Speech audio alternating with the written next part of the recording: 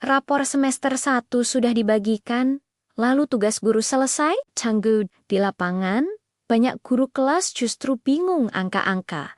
Di rapor ini sebenarnya mau dipakai untuk apa? Apakah hanya untuk arsip administrasi? Tenang, video ini akan membahas praktik nyata yang benar-benar bisa dilakukan guru untuk mengolah hasil rapor menjadi arah pembelajaran yang lebih efektif. Ini bukan teori rumit, tapi langkah konkret yang sudah terbukti di kelas. Masalahnya bukan terletak pada rapornya, tetapi bagaimana data yang ada di dalamnya kita gunakan. Seringkali, setelah rapor dibagikan, pembelajaran di semester 2 berjalan seperti biasa, seolah-olah semester 1 tidak pernah terjadi. Padahal, rapor itu adalah tambang emas informasi tentang kebutuhan murid kita. Nah, langkah pertama yang bisa kita lakukan adalah mengubah nilai-nilai itu menjadi peta kebutuhan belajar. Caranya simple. Jangan hanya melihat satu angka,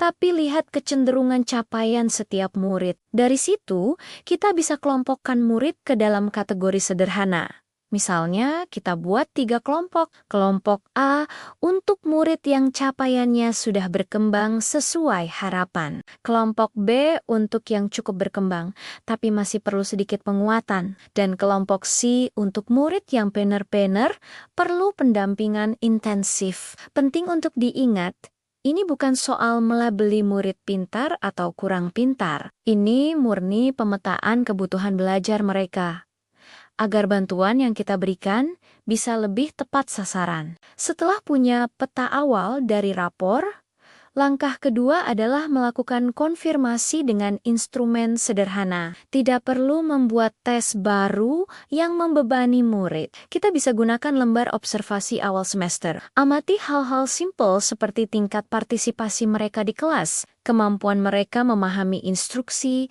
atau sejauh mana kemandirian mereka saat mengerjakan tugas. Bentuknya bisa berupa checklist sederhana, ya atau tidak, ditambah sedikit catatan singkat. Selain observasi, kita juga bisa berikan tugas diagnostik ringan, misalnya ajukan 1 soal terbuka, mulai diskusi singkat, atau berikan tugas pemantik yang relevan dengan materi selanjutnya. Tujuannya adalah untuk memastikan kondisi aktual murid saat ini, bukan untuk mengulang-ulangan yang sudah lewat. Langkah ketiga adalah menghubungkan semua data yang kita punya. Bandingkan nilai di rapor dengan hasil observasi dan tugas diagnostik ringan tadi. Disinilah momen aha sering muncul. Mungkin kita akan menemukan murid yang nilainya tinggi di rapor, tapi ternyata partisipasinya di kelas sangat rendah. Atau sebaliknya, ada murid yang nilainya popasan, tapi saat diskusi, pemahaman konsepnya ternyata sangat kuat. Dengan membandingkan data ini, kita mulai bisa melihat gambaran utuh setiap murid. Tidak hanya dari angka di atas kertas, kita jadi lebih paham siapa mereka sebenarnya. Nah, setelah memahami murid secara utuh, barulah kita masuk ke langkah keempat, yaitu menyesuaikan pembelajaran. Ini adalah inti dari semuanya. Praktiknya tidak harus rumit. Untuk murid di kelompok C yang perlu pendampingan, kita bisa berikan perhatian lebih sering.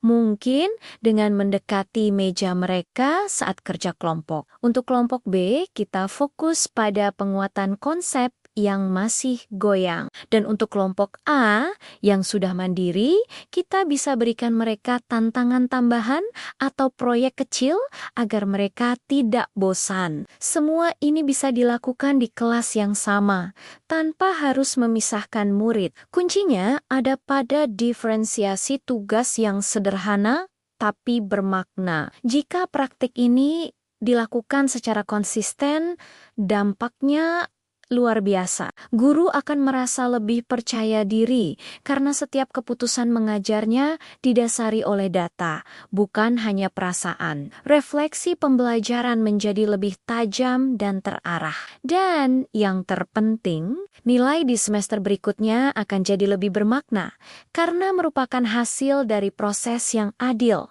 dan sesuai kebutuhan setiap anak. Praktek baik itu tidak harus selalu rumit atau menggunakan teknologi teknologi canggih. Yang paling penting adalah kemauan kita sebagai guru untuk menggunakan data rapor sebagai alat untuk membaca murid, bukan sekadar mengarsipkan nilai.